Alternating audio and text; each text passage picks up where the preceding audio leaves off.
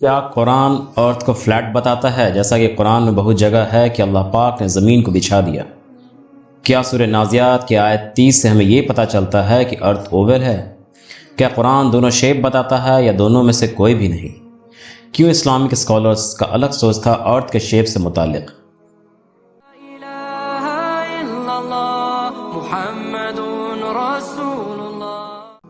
السلام علیکم دوستو، ارتھ فلیٹ ہے یا اوول شیپ، اس پہ کافی زمانے تک بحث رہا ہے اور لوگوں نے اپنے سمجھ سے اس کے شیپ کے بارے میں کہا ہے۔ قرآن کی آیت سے اسلامک اسکالرز کا بھی اس پہ الگ نظریہ رہا ہے، کیونکہ اس زمانے میں لیٹسٹ ٹیکنالوجی اور ٹیلیسکوپ نہیں تھے جس سے وہ ارتھ کے شیپ کو کنفرم کر پاتے۔ ویڈیو غور سے دیکھیں کیونکہ اس میں ان سوالوں کا جواب ہے جس کو لے کے کچھ لوگ قرآن کا اور اسلامک اسکالرز کا مذاق اڑاتے ہیں اور انہیں غلط ٹھہراتے ہیں۔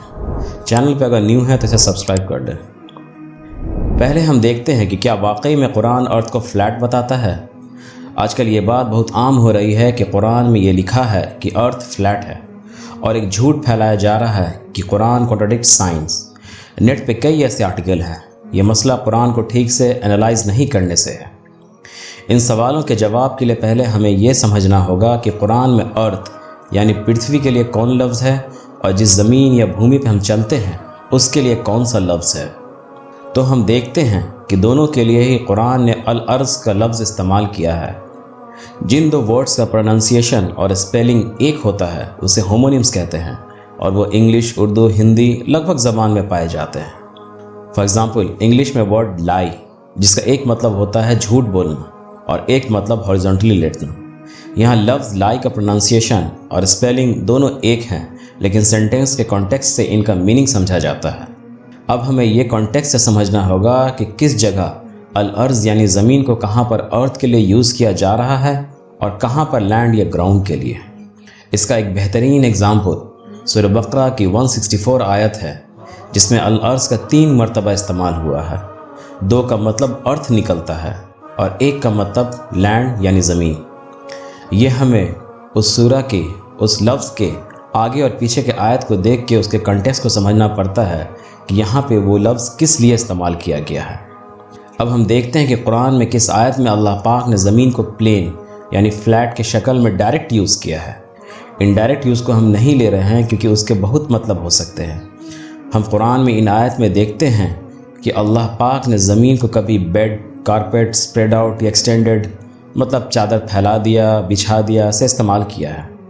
ان آیتوں پہ جب آپ غور کریں گے تو لگ بھگ آیت میں آپ دیکھیں گے کہ جہاں پہ زمین آیا ہے اس کے بعد یا پہاڑ یا سمندر کا ذکر آیا ہے۔ اس سے یہ پتہ چلتا ہے کہ یہ زمین جس پہ ہم چلتے ہیں اس کے بارے میں کہا گیا ہے۔ عام زبان میں ہم لوگ زمین کو ایک بیڈ کی ہی طرح ٹریٹ کرتے ہیں کیونکہ اس پہ ہم لیٹ سکتے ہیں، آرام کر سکتے ہیں۔ اللہ نے جب ان لفظوں کا استعمال کیا تو صرف زمین کے ساتھ، نہ کہ پہاڑ یا سمندر کے ساتھ۔ لیکن جس جگہ پہ اللہ نے زمین کو آسمان کے ساتھ لیا ہے تو ہم دیکھتے ہیں کہ اس کا مطلب ارتھ نکلتا ہے۔ مثال کے طور پر پہلے دی گئی سورہ بقرہ کی 164 آیت اور سورہ سجدہ کی 5ویں آیت۔ ان آیت میں غور کریں، جب اللہ پاک نے زمین کہا پھر اسے بچھا دینے، پھیلا دینے یا بیڈ کے بارے میں نہیں کہا۔ ان آیت سے یہ ثابت ہوتا ہے کہ قرآن پاک میں اللہ نے کہیں پہ بھی زمین کو فلیٹ نہیں کہا ہے ڈائریکٹ الفاظ میں، نہیں تو فلیٹ کے لیے عربک میں آلریڈی ورڈز ہیں۔ اب ہم دیکھتے ہیں کہ کیا قرآن نے ارتھ کو اوول شیپ کہا ہے، تو وہ بھی ڈائریکٹ لفظ اوول نہیں ملتا ہے۔ سورہ نازعات کی 30 آیت میں لفظ دہاہا ہے، جس کا کچھ اسکالرز اس کے ڈیریویٹو ورڈز یا روٹ ورڈز سے کہتے ہیں کہ اس سے مراد اوول یا آسٹرچ ایگ ہے۔ اس کو بھی بہت سے اسلامک اسکالرز نے صحیح نہیں کہا، اور انہوں نے بھی یہی کہا ہے کہ دہاہا کا مطلب پھیلا دینا ہوتا ہے۔ آگے ہم دیکھتے ہیں کہ اسلامک اسکالرز کی کیا رائے رہی ارتھ کے شیپ کے بارے میں۔ تو ہم یہ جان لیں کہ کچھ اسکالرز تھے جو یہ مانتے تھے کہ ارتھ فلیٹ ہے، جیسے ابن کثیر، الطلابی، ابو علی بن اسامہ المکی اور بھی کئی۔ یہ ان آیت کو غور کر کے کہتے تھے جسے ہم نے پہلے دکھایا ہے، جس میں لفظ پھیلا دیا، کارپیٹ وغیرہ یوز ہوا ہے، لیکن وہ صرف ازمپشنز تھا۔ یہ صرف ان کی سوچ تھی، انہوں نے اس آیت سے اس چیز کا مطلب نکالا تھا، نہ کہ کوئی پروف تھی، کیونکہ ارتھ اتنا بڑا ہے کہ کوئی اس کے کرو ہونے کا تصور بھی نہیں کر سکتا تھا۔ لیکن اس وقت بھی کچھ اسکالرز ایسے تھے جیسے ابن حزم اور ابن تیمیہ جو قرآن کی آیت سے یہ مانتے تھے کہ ارتھ فلیٹ نہیں ہے بلکہ گول ہے۔